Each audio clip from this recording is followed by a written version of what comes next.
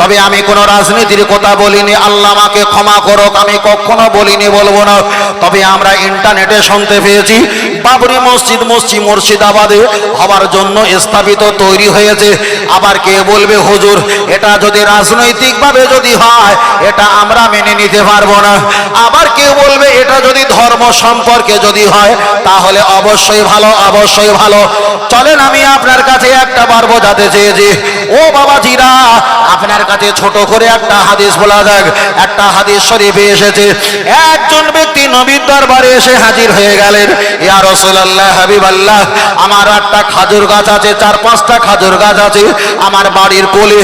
আর কিছু মানুষ পাশে বসবাস করে, ওদের সংখ্যা হলো বেশি, ওরা জবরদস্তি করে নেট দিয়ে, জাল দিয়ে কিংবা পলিথিন দিয়ে ওরা দেখা যায় গাছগাছালি দিয়ে আমার খাজুর গাছগুলো ওদের ভিটে বাড়ির ভিতরে অংশগ্রহণ করে নেয়, আমার খাজুর গাছগুলো ওরা ঘেরা দিয়ে নিয়ে নেয়। ইয়া রাসূলুল্লাহ, আপনি একটা বার বলেন, আমি তো একা, আমি পারবো না, ওরা হলো 10-20 জন, আমার সম্পদ ওরা নিয়ে নেয়, খাজুর গাছ ওরা নিয়ে নেয়, আমি কি করব? আমাকে একটা ফাইনাল কিছু বলে দাও। দয়ার নবী বলেছিলেন, ও আমার সাহাবী, ওদের সঙ্গ তুমি পাকড়া পাকড়ি করা শুরু করো। আল্লাহ নবীকে বললেন, হুজুর ওদের সঙ্গে যদি পাকড়া পাকড়ি করি, ওরা সংখ্যা 20 জন, আমি হলাম একা, আমার পক্ষে করা সম্ভব নয়। আল্লাহ নবী 3য় নম্বরে বললেন, তোমার পক্ষে যদি সম্ভব না হয়, তুমি যদি ওরা যদি ধস্তাধস্তি করে তুমি তাদের সঙ্গে ধস্তাধস্তি করো, তুমি যদি শহীদ হও, তোমার সম্পদকে টিকিয়ে রাখার জন্য যদি মারা যাও, আল্লাহ দরবারে শহীদ বলে ঘোষণা হবে। আর তুমি যদি ওদের কাছে একা যদি জিততে পারো, ইসলামের মর্যাদা আর সম্মান আল্লাহ দরবারে আরো বেশি হয়ে যাবে। জোরে বলেন সুবহানাল্লাহ।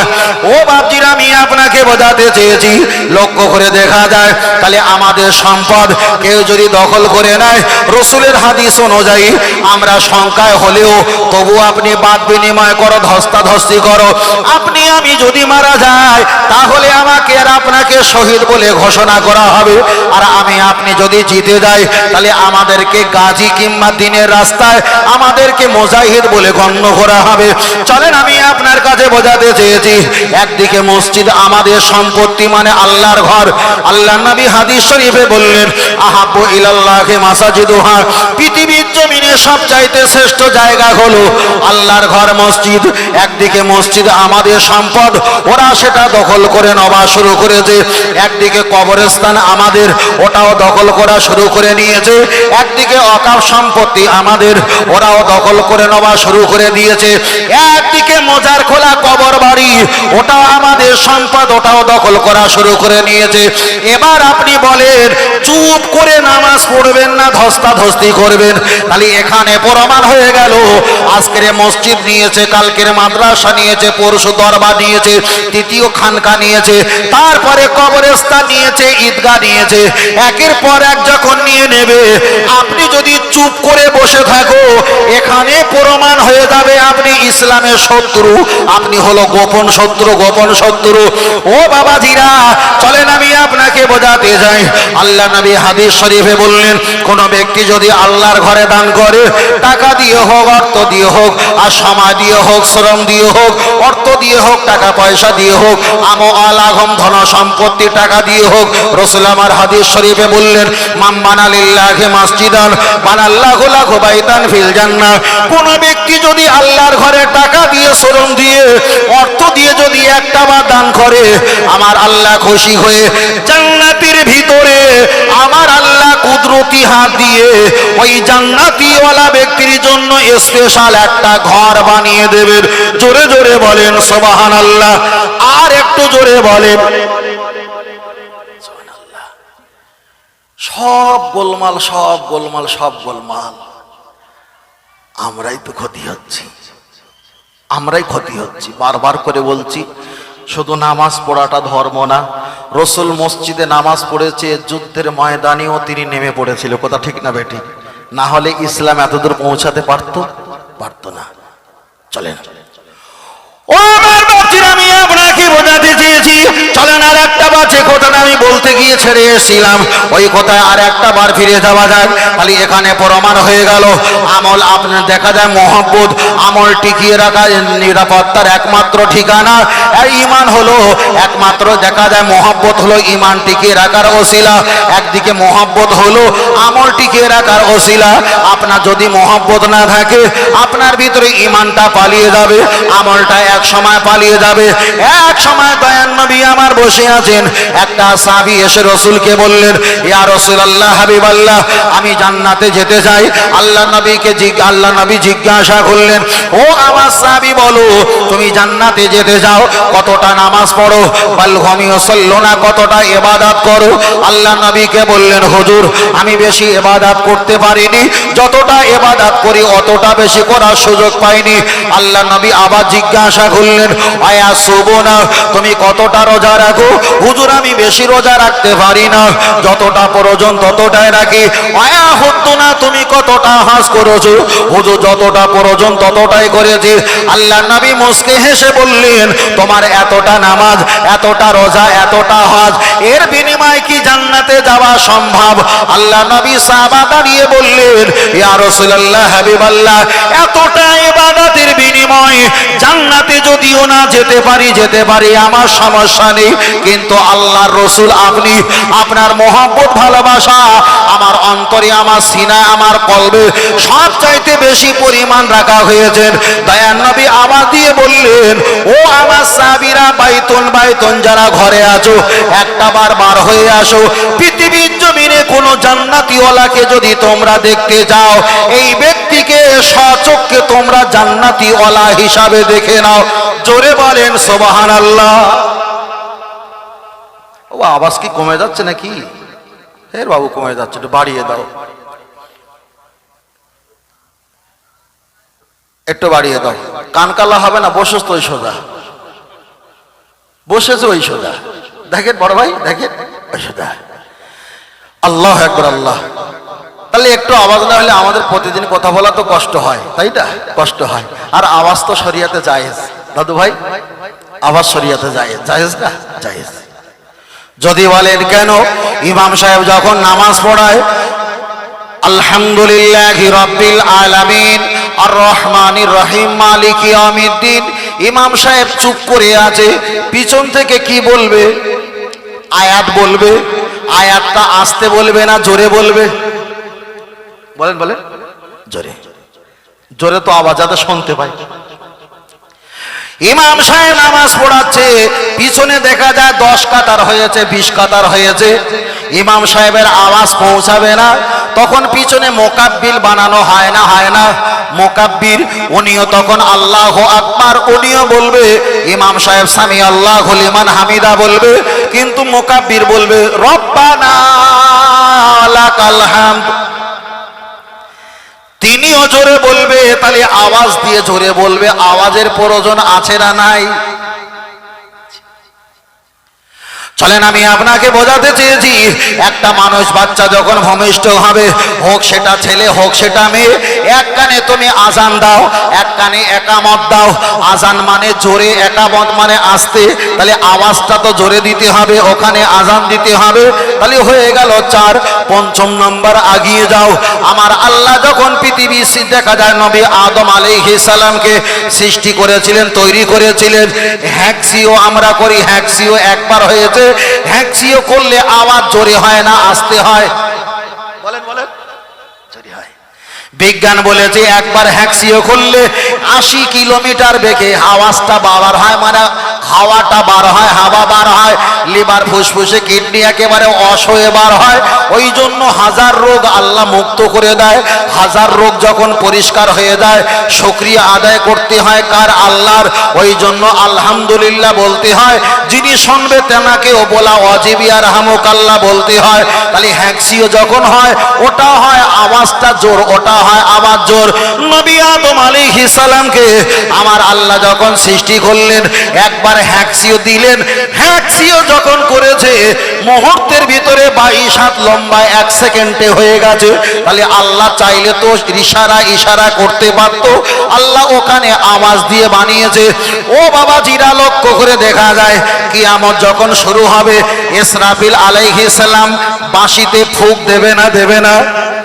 বাঁশিতে ফুঁক দেবে। বাঁশিতে ফুঁক দিলে আওয়াজটা আসতে হবে না জোরে হবে? আওয়াজটা জোরে হবে, জোরে হবে। তাহলে আল্লাহ তো চাইলে একেবারে মুহূর্তের ভিতরে কিয়ামত দিতে পারত। আমার আল্লাহ ফারেস্তা ইসরাফিল আলাইহিস সালামের বিনিময়ে ফুৎকার দেবে, বাঁশিতে সিংহাতে আওয়াজ দেবে। আওয়াজ দেওয়ার বিনিময়ে আমার আল্লাহ কিয়ামতটা নাজিল করবে, কিয়ামত হাজির করবে। তাহলে এখানে প্রমাণ হয়ে গেল আওয়াজ ইসলামে জায়েজ। এবার কারোর একটু সহ্য হয়, কারোর সহ্য হয় না। কেউ লবণ একটু কম খায়, কেউ লবণ একটু বেশি খায়, তবে লবণের প্রয়োজন আছে আছে। তাহলে ক্লিয়ার হলো দাদু ভাই? আলহামদুলিল্লাহ। চলেন আল্লাহু আকবার।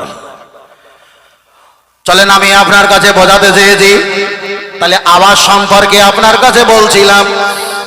এবার চলেন আপনার কাছে আর একটা কথা বলি। হারাম টাকা কেউ যদি মসজিদে দান করে ওই মসজিদে নামাজ হবে না হবে না? হ্যাঁ আর না? আপনারা হয়তো বুঝতে পারেননি, আমি একটু খুলে বলি সুবিধা হবে। আমরা হলাম মুসলমান, আমাদের পার্শ্ববর্তী যারা আছে ওরা হলো গায়ের কম, ভাষা বলছি না, গায়ের কম। ওরা যদি মসজিদে টাকা দেয় ওই মসজিদে নামাজ হবে না হবে না?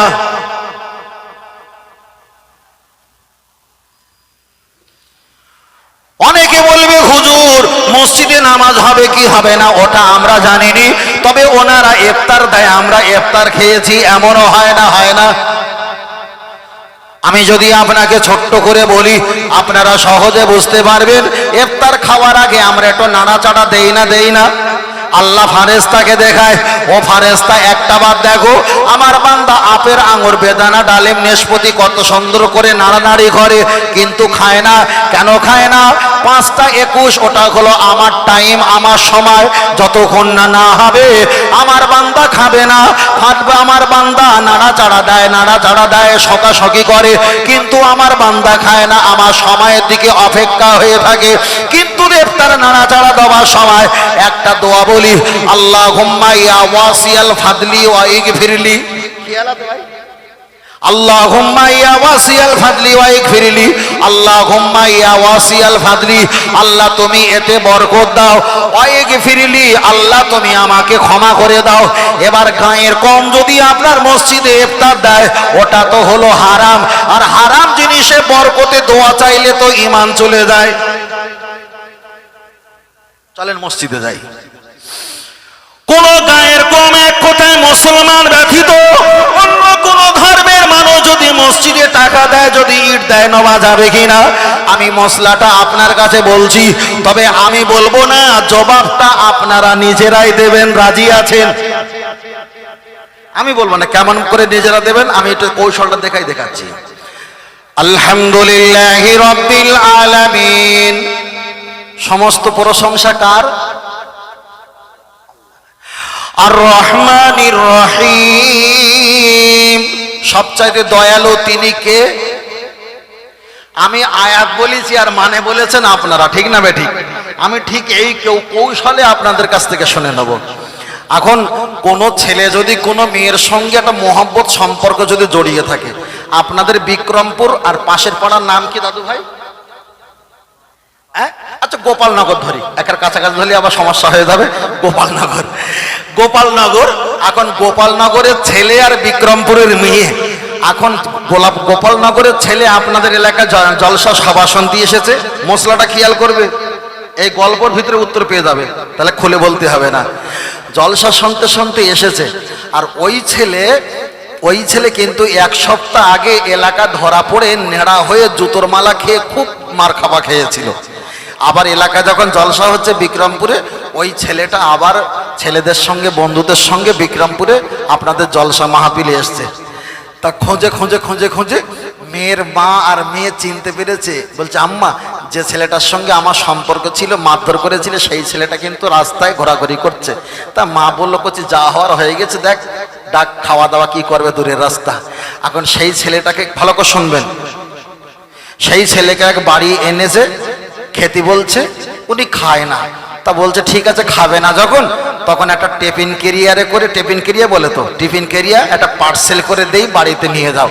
কষা গোস্ত বিরিয়ানি ভালো করে টিফিন ভর্তি করে দিয়েছে। এখন বাড়ি যখন গেছে, জলসা শেষে রাত 1:30টার সময় বাড়িতে গেছে, স্ত্রী জিজ্ঞেস করবে না তা কি, কেন তাবারক হলে পলিথিন হবে, তাবারক হলে কালো সাদা পলিথিন হবে। উনি যদি বলে জলসার তাবারক, এটা হলো জলসার তাবারক, স্ত্রী বলবে পলিথিনে হবে, তাহলে এই টিফিন ক্যারিয়াতে দেবে না। কত সত্য না মিথ্যা? যদি ছেলে একটাবার ওই নতুন স্ত্রীকে বলে, জানো তোমার বিয়ে করার পরে আমি একজনের সঙ্গে সম্পর্ক করেছিলাম, কদিন আগে আমাকে জুতো ফেটা করেছিল রাস্তার 3 মাথায়, আর আমার মাথাটা নেড়া করে দিয়েছিল, ওদের পাড়ায় জলসা হচ্ছিল, আর বিক্রমপুরে আমি গিয়েছিলাম, তাই ওরা আমাকে মহব্বত করে ভালোবেসে এক টিফিন ক্যারিয়ার গোশ দিয়েছে, যে তুমি খাবে, তোমার স্ত্রী খাবে, তোমার বাড়ির ছেলে পিলে খাবে, এগুলো নিয়ে যাও। আচ্ছা বলেন দিনি, যে স্ত্রী ওই টিফিন ক্যারিয়ার দেখেছে স্বামীর কাছে, ও হাতে করে নিয়ে পুকুরে ফেলে দেবে না আলমারিতে তুলে রাখবে? ভাই ঠিক বলেছে। কেন ফেলবে? যে মেয়ের কারণে আমার সংসারটা জাহান্নামে যাচ্ছিল, আর সেই মেয়ের বাড়ির গোস্ত তরকার বাড়ি আমার বাড়ি আসবে, এটা কখনো মেনে নিতে পারা সম্ভব না। এবার ছোট করে বলি, কেউ যদি মসজিদ ভাঙে, ধরো একটা মসজিদের বাড়ি মসজিদ ভেঙেছে, এখন কেউ যদি আমাদের এগনেস্টে হয় যে ওদের শেষ করে দাও, আমরা পৃথিবীতে শান্তিতে থাকবো, তাহলে আমাদের এত মারধর এত কিছু হওয়ার পরেও যদি ওরা টিফিন ক্যারিয়ার করে 5000 ইট কিংবা 5000 টাকা কিংবা 2000 টাকা কিংবা 20000 টাকা টিফিন ক্যারিয়ার করে পার্সেল করে যদি মসজিদে দেয়, আমার আল্লাহ তো বলবে, আমি আল্লাহ সৃষ্টিকর্তা, আমি সৃষ্টিকর্তা, আমাকে বাদ দিয়ে আমার এগনেস্টে অনেক সৃষ্টিকর্তা ওরা সাজিয়েছিল। কথা ঠিক না বে ঠিক? এখন ওরা তো আমি আল্লাহ আমার এগনেস্টে, আমার ঘরের এগনেস্টে। এখন স্ত্রী যদি ওই আগের মেয়ের বাড়ির গোস্ত টিফিন যদি টান মেরে খানায়, নর্দমায়, পুকুরে যদি ফেলে দেয়, আল্লাহর ঘরে তারা যদি টাকা দেয়, আল্লাহ এটা ফেলে দেবে না রাখবে? বলেন বলেন, ফেলে দেবে। তাহলে এখানে প্রমাণ হয়ে গেল, কোরআন থেকে বলছি, লাকুম দীনুকুম ওয়ালিয়াদ্দিন, তুমি তোমার জায়গায় ধর্ম পালন করো, উনি ওনার ধর্ম পালন করুন, লা ইকরাহা ফিদ্দিন, জোর জবরদস্তি নেই। তবে মসজিদ করতে হবে হালাল টাকায়, কোনো বেধর্মীদের টাকায় মসজিদ করা জায়েজ হবে। কথাটা ক্লিয়ার হয়েছে? কথাটা ক্লিয়ার? জায়েজ হবে না। চলেন আমি আপনাকে বোঝাতে চেয়েছি। তাহলে মসজিদের কথা আমি আপনার কাছে ছোট্ট করে একটা অপশন বললাম। ও বাবাজিরা, তাহলে বেধর্মীদের টাকায় মসজিদে কখনো নেওয়া যাবে না, যাবে না, যাবে না। এবার আমি আপনার কাছে একটা বার বলবো, আগে বলেছিলাম মোহব্বত দিয়ে জান্নাত পাবে না আমল দিয়ে জান্নাত পাবে। আল্লাহর কাছে যদি বলি আল্লাহ আমি আমল দিয়ে জান্নাত পাবো, আমার আল্লাহ যদি বলে যে জায়গায় তুমি নামাজ পড়েছিলে আজ থেকে 600 বছর আগে ওই জায়গায় একটা বেধর্মীদের জায়গা ছিল, তুমি বাবা জানো না, তাদের জায়গা তোমরা মসজিদ নামাজ করেছো, তাহলে ওটা হলো নাপাক। হাদিস শরীফে এসেছে কুল্লু মুশকিরিন, দেখ হাদিস শরীফে এসেছে কুল্লু মুশকিরিন নাজাসুন, সমস্ত মুশরিক কাফেররা ওরা হলো নাপাক, অপবিত্র। ও বাবাজিরা, তাহলে তাদের জায়গায় যদি আমরা নামাজ পড়ি আমাদের নামাজ হবে না, আমল দিয়ে জান্নাত পাওয়ার সম্ভাবনা। আপনি যদি বলেন হুজুর আমি ওযু করেছি, আমার গুনাহকে ক্ষমা করে দাও, আল্লাহ বলবে যে সাম্মার ছেলে যে দেখা যায় টিউবওয়েলে গোসল করেছিল, ওই গোসল করার টিউমার ছেলে যেটা কারেন্টে মোটর চলছিল, 3 মাসের মাইনে টাকা কারেন্ট বিদ্যুৎ কোম্পানি পায় দেয়নি, ওই সাম্মার ছেলে ওযু হয়নি। তুমি মসজিদে যে টাইসের উপরে সেজদা দিয়েছিলে, ওই টাইসটা ছিল হারাম টাকা, ওখানে সেজদা দিয়েছো কিন্তু নামাজ হয়নি। তুমি যে জামাটা পরেছিলে, জামাটার দাম ছিল 1200 টাকা দাম, তুমি 1100 টাকা দিয়েছো আর 100 টাকা দেওনি, তোমার ওই জামাতে নামাজ হয়নি। তাহলে আমল দিয়ে জান্নাত পাওয়া সম্ভাবনা নয়, সম্ভব নয়। আল্লাহ পাকের দয়া আর নবী পাকের মহব্বত, আল্লাহ পাকের দয়া আর নবী পাকের ভালোবাসা, দয়া আর ভালোবাসা নিয়ে মহব্বত, আর মহব্বতের বিনিময়ে জান্নাত পাওয়া যায়। তাই বারবার একটাই কথা আমি বারবার করে বলি, হাওড়া, হুগলি, মেদিনীপুর, 24 পরগনা, পুরুলিয়া, বাঁকুড়া, দিনাজপুর, আহমেদাবাদ, নাগপুর, কানপুর, শিলচর, গুয়াহাটি, আসাম, ত্রিপুরা, যত জায়গায় যাই একটা কথা বারবার করে বলে রাখি, আল্লাহর ইবাদত, নবীর মহব্বত, কোরআন তেলাওয়াত, মা বাপের খেদমত, মাজার জিয়ারত, একটাই দল জান্নাত। ওই দলটার নাম হলো আহলে সুন্নাতুল জামাত। আর একটু জোরে হবে না? আমরা গরিব হতে পারি, আমাদের নামাজ কম, আমাদের রোজা কম, হজ কম, জাকাত কম, এটা আজকের আছে, আগামী তো থাকতে পারে, কিন্তু আমাদের তো ইমানদার বলে এটা আমরা বিশ্বাস করি, ঠিক না বেঠিক? এটাই হলো। আজকের মাথা টুপি নেই, একদিন না একদিন মাথা টুপি আসবে। আজকের মুখে দাড়ি নেই, আগামী দিন মুখে দাড়ি আসবে। কিন্তু ইমান থাকলে টুপি আসবে, ইমান থাকলে দাড়ি আসবে, ইমান থাকলে নামাজ আসবে, ইমান থাকলে আল্লাহর ঘরের মহব্বত হবে, ইমান থাকলে তো অজনসিয়াতে আসার একদিন না একদিন চেষ্টা হবে। ইমান যদি না থাকে 1000 বছর বসিয়ে কোনো লাভ হবে? হবে না, হবে না। চল না, গিয়ে যাই। ও আমার যুবকেরা, গিয়ে চলে যাও। চলেন, আমি আপনার কাছে বোঝাতে চেয়েছি, এক কথা বলছিলাম মসজিদের সম্পর্কে, আমি বলছিলাম আমার কখনো খারাপ নেবে না। ফের বলছি, আমি রাজনৈতিকের কথা বলিনি, মসজিদে নামাজ হবে কিনা একটা বিষয় আমি আপনার কাছে বললাম। এবার চলেন আপনার কাছে আর একটা বার আগিয়ে যাই। এটা হলো ঠান্ডা কাল, এটা হলো শীতকাল, এটা হলো শীতের মৌসুম। এবার আমি আপনার কাছে একটা বার বলি, আল্লাহ নবী হাদিস শরীফে এসেছে, নবী আমার শীতের সময় উনি একটু তাড়াতাড়ি নামাজ পড়ার চেষ্টা করতেন। আর গরমকালে নবী আমার একটু দেখা যায় গরমকালে একটু সময় নিয়ে নামাজ পড়তেন। যার ব্যাখ্যা হলো, নবী আমার শীতের সময় তাড়াতাড়ি নামাজ পড়ার চেষ্টা করতেন, আর গরমকালে কিছুটা সময় নিয়ে তিনি নামাজ পড়তেন। তাহলে এখানে প্রমাণ হয়ে গেল, শীতের সময় একটু তাড়াতাড়ি করতেন আর গরমকালে একটু দেরি করতেন। এটা পরিস্থিতির উপরে ইস্তেকামাত হয়ে করা যেত। আমি আপনার কাছে একটাই কথা বলতে চেয়েছি, ও বাবাজিরা, যারা অনেকে তায়াম্মুম করে, অনেকে তায়াম্মুম করে, অনেকে তায়াম্মুম করে। আল্লাহ নবী হাদিস শরীফে বললেন, উজুর হলো 4টে ফরজ আর তায়াম্মুমের হলো 3টে ফরজ। এবার আমি আপনার কাছে বলছি, আপনি তায়াম্মুম করতে পারেন, আপনি উজু করতে পারেন, এটা পরিস্থিতি পরিবেশের কারণে। অনেক কোন বয়স্ক ব্যক্তি আছে, ওরা যদি ঠান্ডার সময় একটু পানি লাগায়, হয়তো বৌমা গরম পানি করে দেবে না, স্ত্রী গরম পানি করার ক্ষমতা নাই, এমন পরিবেশ আছে। গরম পানি যদি না পায়, এখন বয়স্ক লোক যদি নামাজ যদি পড়ার চেষ্টা করে আর নামাজ পড়া যদি ইরাদা করে, উনি তায়াম্মুম করবে কিভাবে? উনি যদি বয়স্ক হয়, পানি লাগলে যদি ঠকঠকানি কাঁপানি যদি বেড়ে যায়, পানি লাগলে রোগের পরিমাণটা যদি বেড়ে যায়, রাসূল বলেছে তায়াম্মুম করতে বলো। এত বড় একটা মাটির ঢেলা বিস্কুটের মতো কিংবা বলের মতো একটা মাটি শুকনো করে রাখবে, ওইটা নিয়ে আপনি তায়াম্মুম করা শুরু করবেন। হাতে ঢলবেন, মুখে ঢলবেন, আপনি একটাবার মুখটা ভালো করে নেবেন আর হাতে ঢলে নেবেন। আপনি মসাবা যদি পারেন, মসাবা করতে পারেন, কোনো সমস্যা নাই। আপনি সংক্ষেপ করে বলছি, মাটি নিয়ে তায়াম্মুম আপনি করতে পারেন, ইলা শাহামাতি উদুনাইহি।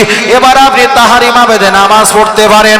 ও আমার বাবাজিরা, আপনার যদি শরীরটা অসুস্থ হয়, আপনি দাঁড়িয়ে দাঁড়িয়ে নামাজ পড়েন। আপনি যদি এশার নামাজ 17 রাকাত যদি পড়তে না পারো, কমপক্ষে 7 রাকাত নামাজ পড়ো, 4 রাকাত ফরজ আর 3 রাকাত বেতেরটা পড়ে নাও। যদি আপনার পক্ষে সম্ভব যদি না ঘটে, এই নামাজটা পড়ে আপনি দাঁড়িয়ে দাঁড়িয়ে পড়ার চেষ্টা করো। আর যদি বলো হুজুর আমি দাঁড়িয়ে নামাজ পড়লে আমার মাথার যন্ত্রণা বেড়ে যায়, তাহলে আপনাকে দাঁড়িয়ে নামাজ পড়তে হবে না, আপনি এবার বসে বসে নামাজ পড়ো। আপনি পাটা ভাঁজ করে, পাটা গুটিয়ে, আসন গুড়িয়ে আপনি নামাজটা পড়া শুরু করে দাও। হুজুর পা গুটিয়ে রাখলে আমার পায়ে যন্ত্রণা হয়, আমার পায়ে শীতটা একটু বেঁকা হয়ে আছে, একটু টান ধরে আছে, আমার পাটা বেঁকানো সম্ভব নয়। কেতাবে এসেছে আল্লাহর কাবা যেদিকে আছে ওই কাবার দিকে পাটা লম্বা করে দাও, পিছনে 2-4টে বালিয়ে দাও, আল্লাহর কাবার দিকে পাটা লম্বা করে দাও। দাঁড়িয়ে নামাজ পড়তে যদি না পারো, তুমি পাটা লম্বা করে দিয়ে একটু কাত হয়ে তুমি নামাজ পড়া শুরু করো। উজু করলে যদি রোগের পরিমাণটা বেড়ে যায় তুমি তায়াম্মুম করে নাও, তায়াম্মুম করে নিয়ে তুমি যদি সেজদা দাও, সেজদা দিলে মাথার যন্ত্রণা যদি বেড়ে যায় তুমি ইশারা ইশারা সেজদা দাও। ও আমার চাচাজি, আপনার টাকা নেই হজ করো না, টাকা নেই যাকাত দিও না, টাকা নেই ফিতরা দিও না, টাকা নেই কোরবানি দিও না, টাকা নেই দান খয়রাত করো না। ফের আমি আপনাকে বলছি, টাকা যদি না থাকে যাকাত ফিতরা কোরবানি তোমার আপনার কোনো প্রয়োজন নেই। তবে আল্লাহর বান্দা জেনে রেখে দাও, আপনার যদি টাকা থাকুক আর নাই থাকুক, মরণের যদি 5 মিনিট বাকি থাকে ইশারা ইঙ্গিতে আল্লাহ দরবারে ইবাদত করে বোঝাতে হবে আল্লাহ আমি যে আপনার গোলাম। এটাই হলো তার বাস্তবিক প্রমাণ। জোরে বলেন সুবহানাল্লাহ। আল্লাহ নবী হাদিস শরীফে বললেন, আফদালুল ইবাদাত ইবাদাতিস সালাত, সবচাইতে বড় ইবাদত হলো নামাজ। দুনতুন নয় আকার বর্গীর নামাজ, দুনতুন নয়তে নবী ও আকারেতে আমার ময়তে মাতাকে, আকারেতে আল্লাহর, বর্গী জয়তে জন্য আমি নত করিব একমাত্র আমার আল্লাহর জন্য। ও আমার বাবাজিরা, আপনি গাড়িতে বসে আছেন, ওখানে আপনি নামাজ পড়তে পারেন। আপনি প্লেনে আছেন, নামাজ পড়তে পারেন। আপনি নৌকা স্টিমারে বসে আছেন, সেখানে নামাজ পড়তে পারেন। আপনি বাড়িতে বসে আছেন, সেখানে আপনি বসে বসে নামাজ পড়তে পারেন। উজু যদি না করতে পারো আপনি তায়াম্মুম করে নাও। মাথা যদি ঝোঁকাতে না পারো দুটো হাত উঁচু করে কপালে ঠেকিয়ে নাও। হাত যদি সমস্যা হয় ইশারা ইশারা সেজদা দাও। আপনার টাকা নেই এবছরে হজ করো না, টাকা নেই এবছরে যাকাত দিও না, টাকা নেই এবছরে ফিতরা দিও না, টাকা নেই এবছরে ভাগে কুরবানি দিও না, কিন্তু ঈমানদার মুসলমানের প্রতি ওয়াক্তে নামাজ কাজা করলে 2,88,00,000 বছর আমাকে আপনাকে জাহান্নামে থাকতে হবে। ও আমার বাবাজিরা, তাই আমি বারবার করে বলি, আমার দয়ার নবীর প্রতি ফেরেশতা জিবরাইলের ওসিলায় আমার আল্লাহ অনেক কিছু দিয়েছিল, কিন্তু নামাজ আমার নবীর কাছে দিয়েছে, কিন্তু জিবরাইলের কাছে দেয়নি। আমার নবীকে সিদরাতুল মুনতাহা আরশে আজিমে ডেকে নিয়ে আমার নবীর কাছে নামাজ দিয়েছে। সবচাইতে বড় জিকির হলো আমার নবীর নামে জিকির, লা ইলাহা ইল্লাল্লাহ মুহাম্মাদুর রাসূলুল্লাহ। সবচাইতে বড় তেলাওয়াতুল কোরআন, সবচাইতে বড় তেলাওয়াত হলো আল্লাহ পাকের কোরআন। সবচাইতে বড় ইবাদত হলো আফদালুল ইবাদাত ইবাদাতিস সালাত, সবচাইতে বড় ইবাদত হলো নামাজ। পৃথিবীতে যত পীর ওলি মাশায়েখ ওলি আউলিয়া গওস কুতুব আল্লাহ ওয়ালা নবী আলা হয়েছে, হাজার ইবাদত ছিল, তাদের ভিতরে নামাজ ছিল, নামাজ তারা কাজা করেনি। ও আমার বাবাজিরা, আমি আপনাকে বোঝাতে চেয়েছি, আপনি কৃষক কাজ করেন ভালো, আপনি তো ভোরের বেলা ওঠেন, ভোরের বেলা আপনি 2 রাকাত সুন্নাত 2 রাকাত ফরজ নামাজ পড়ে নাও। আপনি দুপুর 12টা কিংবা 1টা 1:30টার সময়, 2টোর সময় আপনি তো খাওয়া দাওয়া করবেন, ওই সময় আপনি 4 রাকাত করে 8 রাকাত, আর 4 রাকাত 2 রাকাত করে 8 রাকাত, আপনি 12 রাকাত যেখানে নামাজ পড়ে নাও। যদি আপনার পক্ষে সম্ভব না হয় জোহরে 4 রাকাত সুন্নাত আর 4 রাকাত ফরজ পড়ে নাও। আপনি তো বিকালে সময় বাড়িতে আসবেন, বিকালে এসে আপনি 4 রাকাত ফরজ পড়ে নাও। সন্ধ্যার সময় হাত মুখ তো ধৌত করতে হবে, তখন আপনি মাগরিবে নামাজটা পড়ে নাও। আপনি তো রাতের বেলা খাওয়া দাওয়া করে আপনি তো ঘুমিয়ে পড়বেন, ঘুমানোর আগে 10টা মিনিট আপনি এশার নামাজটা আদায় করে নাও। আপনি যদি ঘুমিয়ে যাও, আল্লাহর কোরআন জানিয়ে দিয়েছে, যারা আমার রাস্তায় মৃত্যুবরণ করে ফি সাবিলিল্লাহি আমওয়াত, দুনিয়ার মানুষ তাদেরকে মৃত বলতে পারে, কিন্তু আমি আল্লাহ তাদেরকে সুন্দর টাটকা হালাতে রাখি। পৃথিবীর মানুষ তোমরা তাও বুঝতে পারো না। জোরে জোরে বলেন সুবহানাল্লাহ, আর একটু জোরে বলেন সুবহানাল্লাহ। আল্লাহুম্মা